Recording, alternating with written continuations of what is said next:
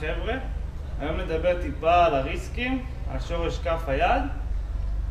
להרבה חבר'ה יש בעיות שורש כף יד, כי אין שם מספיק טווח תנועה, מאוד כואב להם, גם בגלל הקלינים, גם בגלל ההנדסטנד, גם עבודה על פוש-אפ, ווייטליפטינג, כל דבר שיכול לשים עומס על המפרק והם לא מטפלים בו כראוי.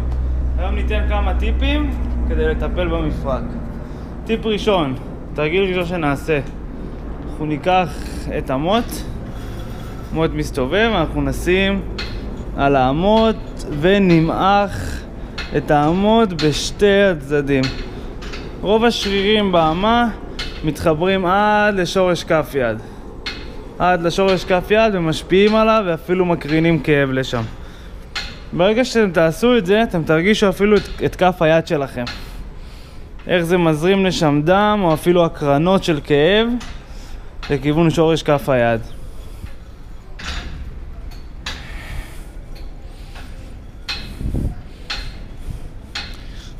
התרגיל הזה הוא גם חימום טוב לפני כל עבודה על קלינים, הנדסטנד, טיפוס אפילו. אנחנו נעשה את זה 2 דקות לכל יד. תרגיל שני שנעשה, זה יהיה על הרצפה. אנחנו ניקח את הגומייה, נשים אותה קצת מעל המפרק ונלך טיפה קדימה. ברגע שהלכנו קדימה, אנחנו נשים משקל על היד ונחזיר אחורה. אפשר אפילו לשים את היד השנייה.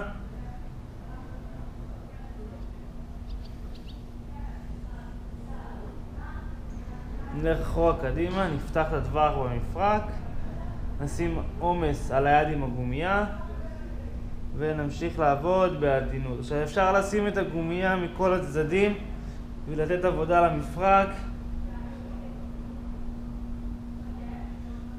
מכל המישורים.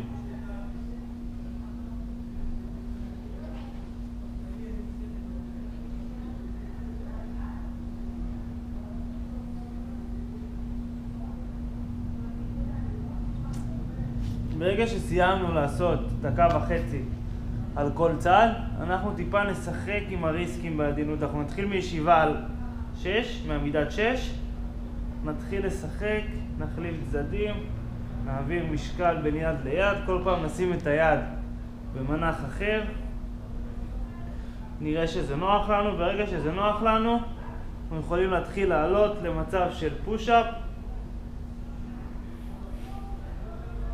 ולהמשיך לשחק בעדינות, לשים את היד אחורה גם, להפוך אותה, להחזיר, לשים משקל אחורה, קדימה, לצדדים, ולשים עומס על המפרק, אבל בעדינות, ולראות שזה נוח לנו בלי כאב יותר מדי. ככה אנחנו נפתח את הטווחי תנועה במפרק ולא יקב לנו בכל העבודה על הידיים.